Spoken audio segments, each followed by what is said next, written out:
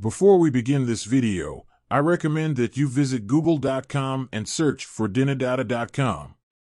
This website is a great resource for the latest updates on Dinar Guru news, all conveniently located on one page. For more information, I encourage you to visit the site. Federal Integrity Commissioner says we discussed the development in the integrity file and the government's efforts to recover funds into the Iraqi state treasury. There's some people out there that have stolen a lot of money, and that money is still floating around the world.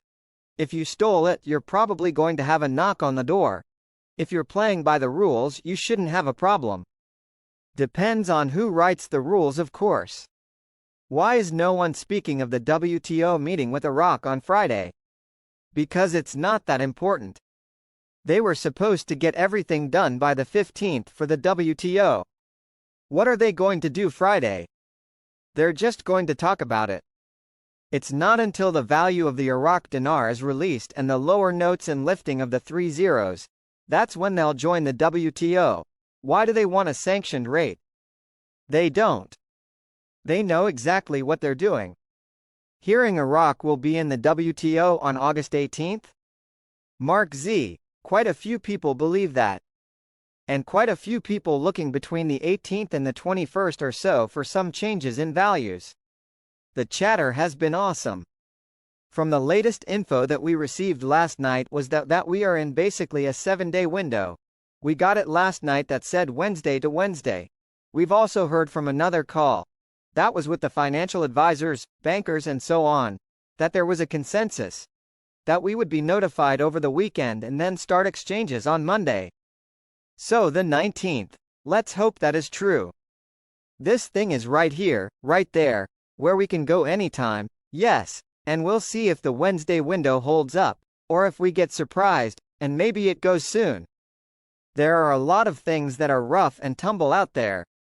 On a good note, everything we're seeing is still focused and still on track, and I think we're going to be in good shape. If they launched this over a year ago, we're coming to a close. I firmly believe it, they're coming to a close and they're getting ready to do what they have to do. These guys are coming out, Saleh, the finance minister, Alak, the governor of the CBI, even some of the board, Sadani.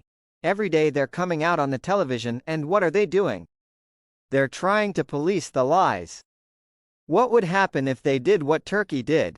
They shifted their currency, they redenominated, added value to it and tried to recreate the markets to get more customers, and it doesn't work. There's no place to go. It would be too tough. Then they would really be dependent on the US dollar, and then they would have no power over their own economy.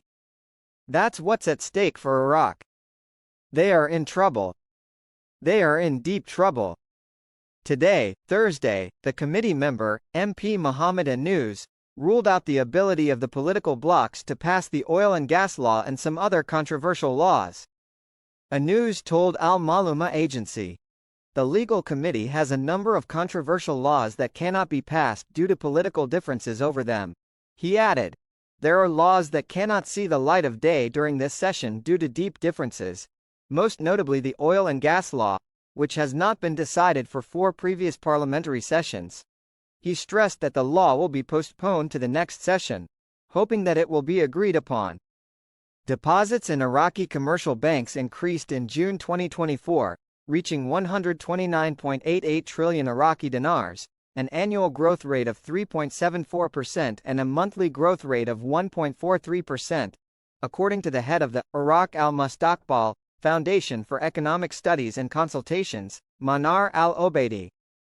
Al-Obeidi said in a post on Facebook, followed by Sumerian News, that current deposits, which represent about 80% of deposits, increased by an annual growth rate of 6.68% and a monthly growth rate of 1.67% to reach 104.55 trillion Iraqi dinars, while savings deposits, which represent 12.74% of total deposits, despite the monthly growth rate of 0.9%, decreased on an annual basis by a decrease rate of 4%, to reach a total value of 16.2 trillion Iraqi dinars. Fixed deposits, which represent 7% of total deposits, decreased on a monthly basis by 0.29% and on an annual basis by 11.84% to reach 9.13 trillion Iraqi dinars. As for the sources of deposits, private sector deposits occupied the highest percentage at 43% of total deposits with a total value of 55.89 trillion Iraqi dinars and increased on an annual and monthly basis by 2.38% and 1.54%, according to Al-Obeidi.